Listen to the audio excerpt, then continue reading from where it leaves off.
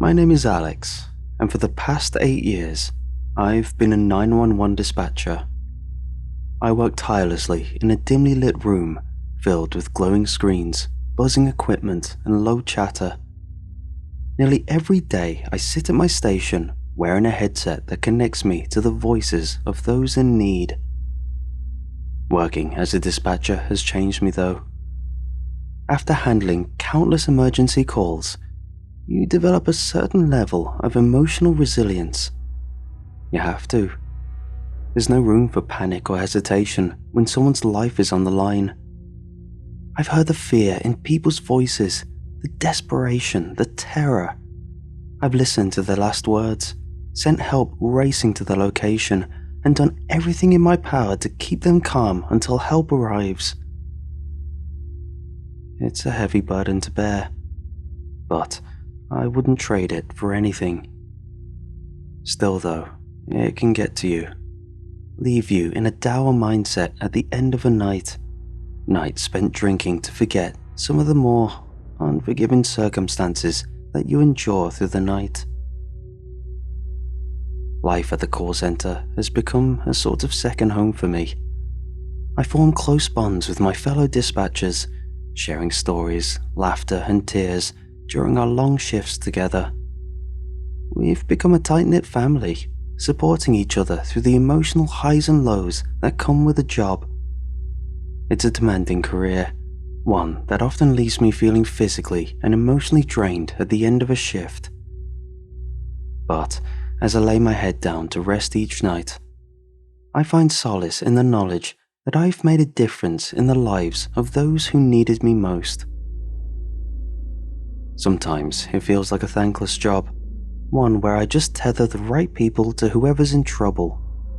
But at times, I get to be the voice that stays on the line during a traumatic moment which spurs me on.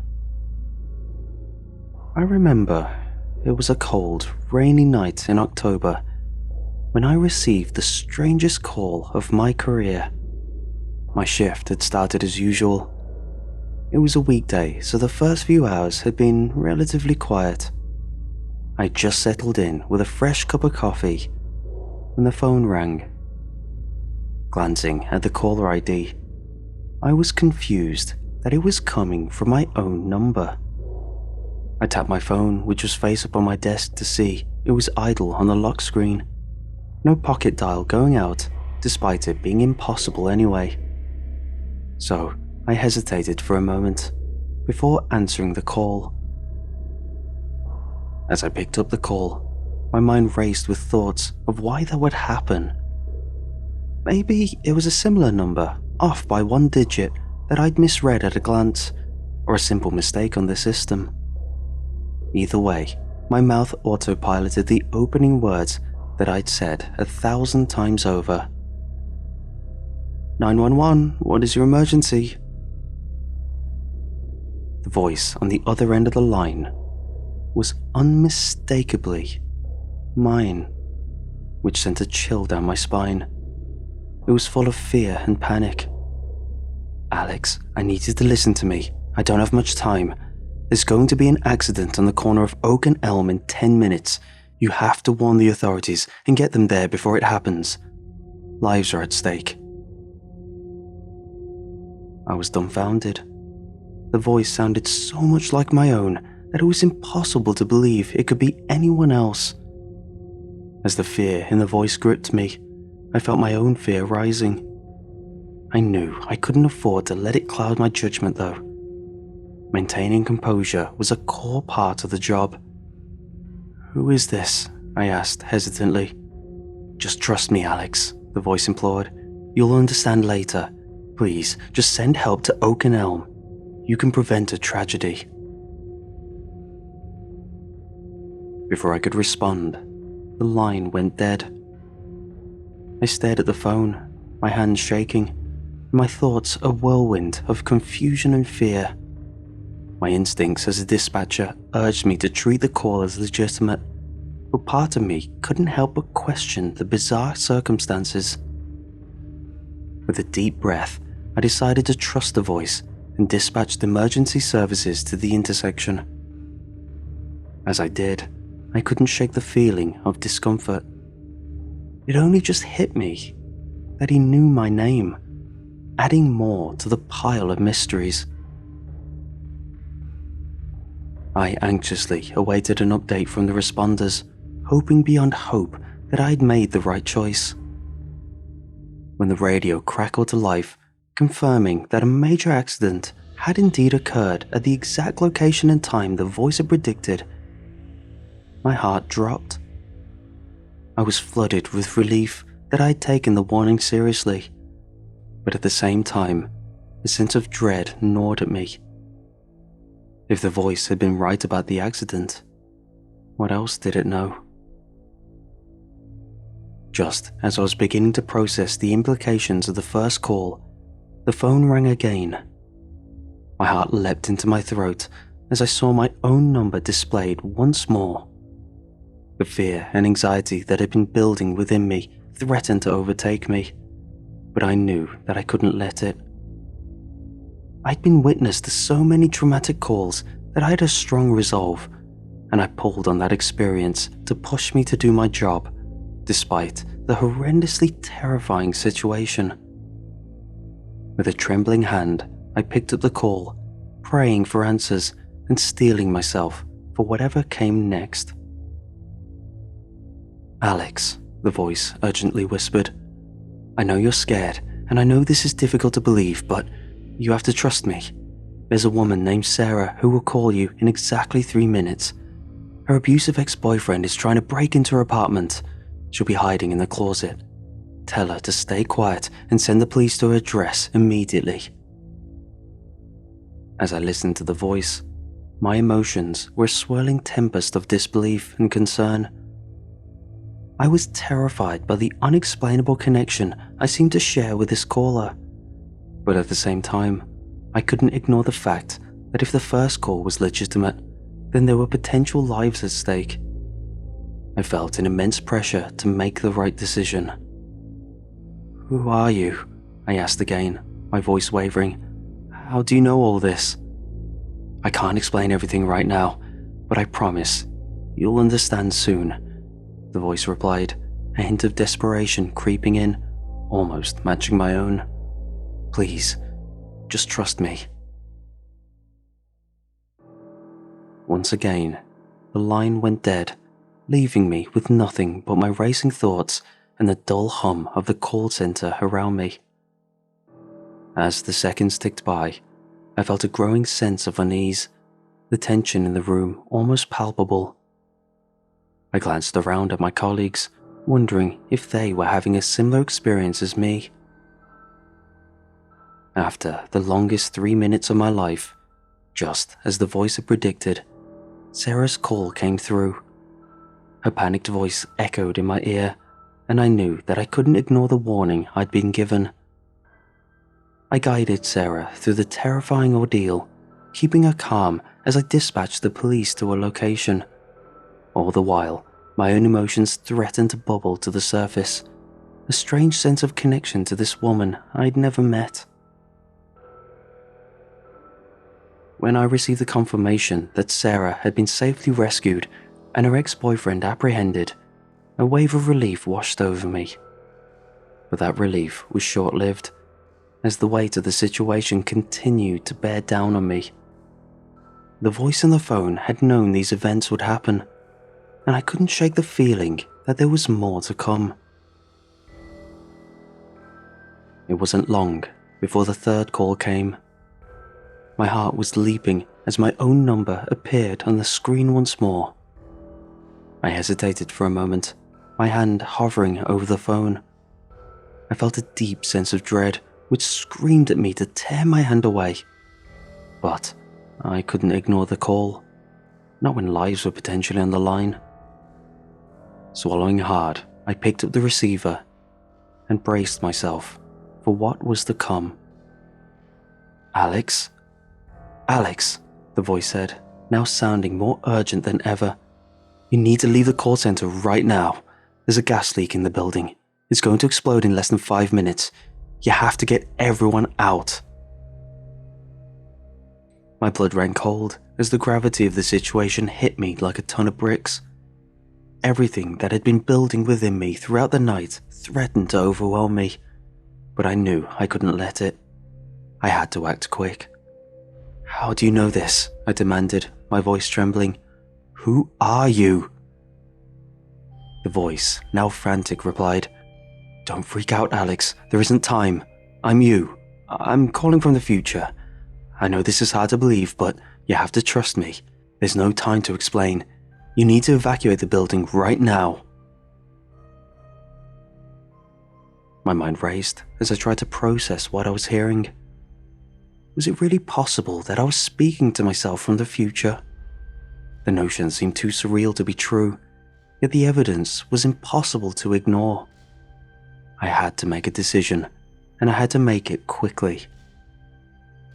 Feeling the weight of responsibility bearing down on me, I made my choice. I slammed down the receiver and jumped to my feet, my heart pounding as I rushed to alert my colleagues. With a frantic and confused evacuation, hailed by constant questions from everyone moving past me, I was too deep in thought to explain anything to them. Many protested, knowing how important the job was, and to leave the center was a huge endangerment to the people in need. But I just layered on the urgency until they too left. We barely made it out in time. As we watched from a safe distance, the building was engulfed in flames, the explosion shaking the very ground beneath our feet. I stood there, my fellow dispatchers huddled around me, their faces etched with shock and relief.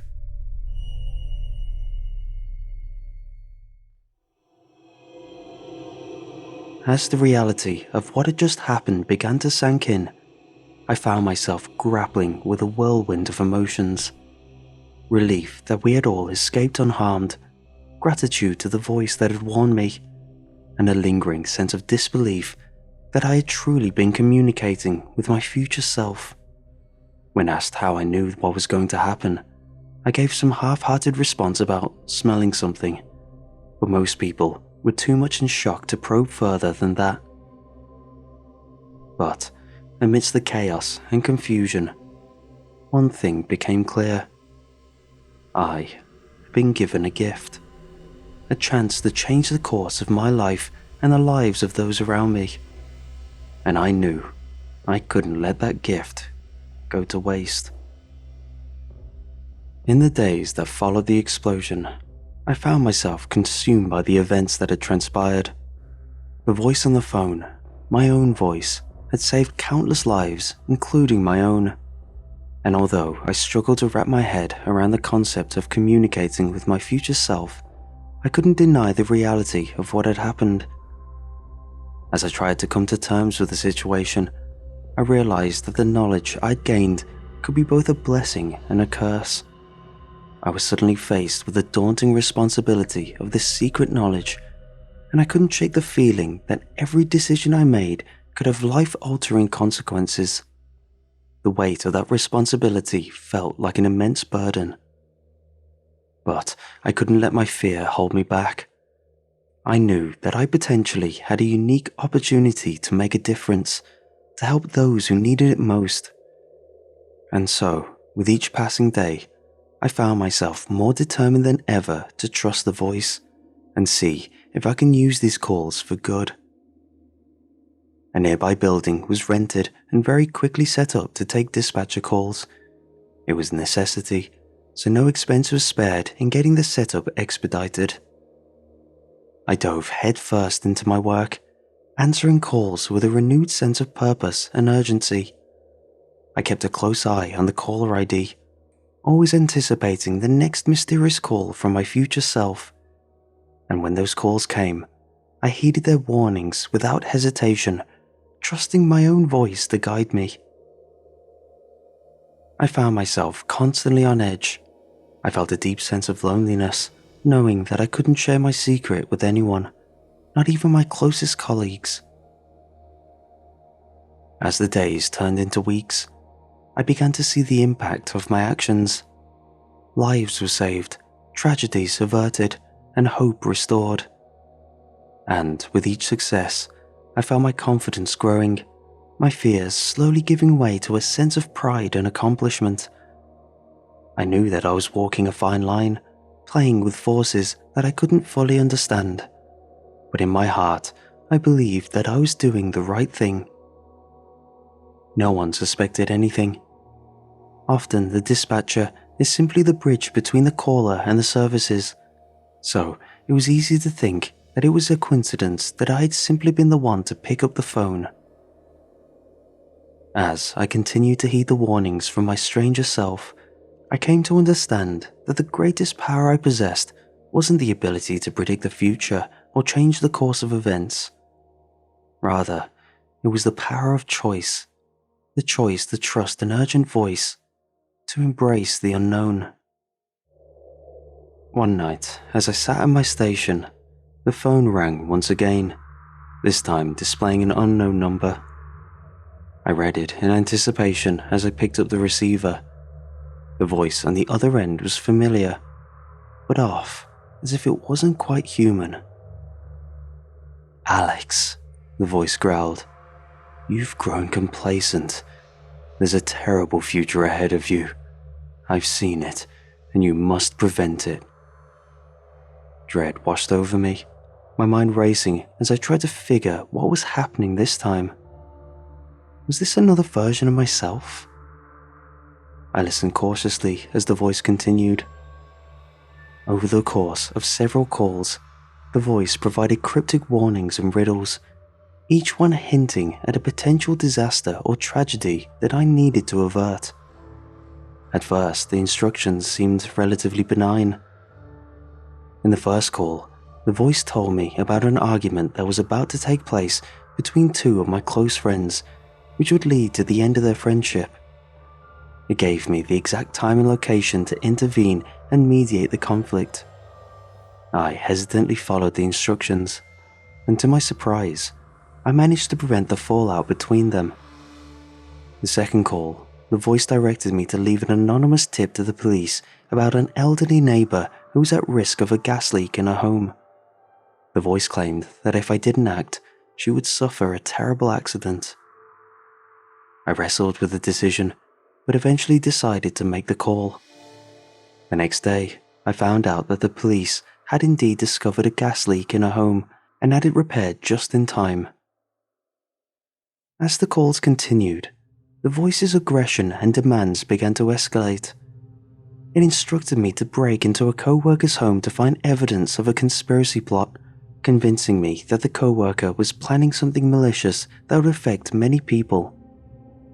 Reluctantly, I obliged, only to find seemingly inconclusive evidence, which made me question my actions and the tips I was getting.